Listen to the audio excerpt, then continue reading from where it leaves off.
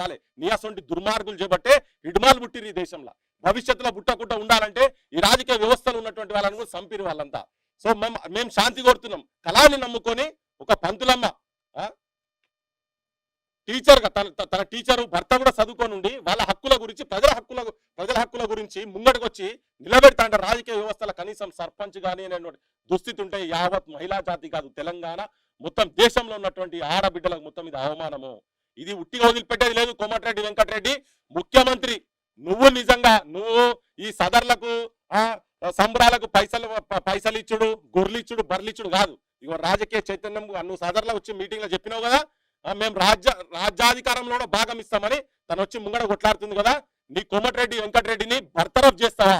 బహిరంగంగా చెప్తున్నారు వీళ్ళు, బహిరంగంగా చెప్తున్నారు. లేదు ఏ టవర్లకు ఎక్కడెక్కడ వీళ్ళు పోయినరో ఆ సిగ్నల్ బయటికి నువ్వు ఎట్లాగో కేటీఆర్ తో కాంప్రమైజ్ అయినావు దాంట్లో టెలిఫోన్ స్కామ్లల్లా. ఇప్పుడు ఇది ఏ పోలీస్ స్టేషన్ ఎక్కడెక్కడ తిప్పిండ్రో వీళ్ళు నిజం చెప్తున్నారా అబద్ధం చెప్తున్నారా జనం చెప్తారు. వీడికి మేము తీసుకొస్తుంది కూడా ఇప్పటికి కూడా ఇంకా వీళ్ళకి ఇప్పటికే ఒక 10 మంది పోలీసులు కావాలి. మేము పొద్దుగాలు వస్తుంటే 15 కార్లు వస్తున్నాయి.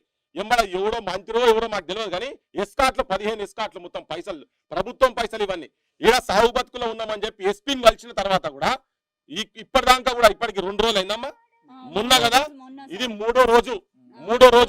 నువ్వు కనీసం సెక్యూరిటీ కూడా ఇవ్వలే రేవంత్ రెడ్డి. అంటే నువ్వు కూడా ఇప్పుడు ఈమెను చంపాలి, భర్తను చంపాలి, లేకపోతే పిల్లలను అనాథాలు చేయాలి. ఇదే ప్లాన్ అనేది రేవంత్ రెడ్డి.